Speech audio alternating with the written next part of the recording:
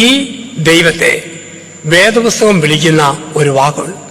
വിശുദ്ധ ബൈബിൾ ദൈവത്തെ വിളിക്കുന്ന വാക്ക് അഭയശില എന്നാണ്.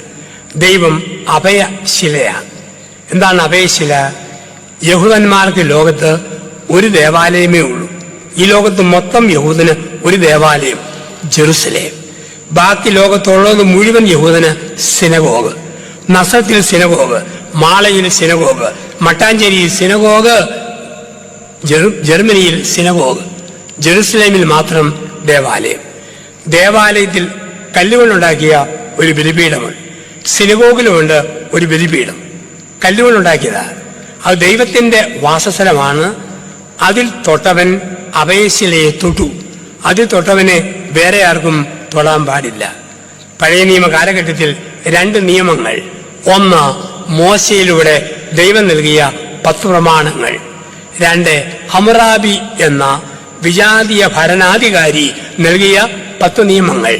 ഹമ്മുറാബി നൽകി 10 നിയമങ്ങൾ, ദൈവം മോശയിലൂടെ നൽകി 10 നിയമങ്ങൾ.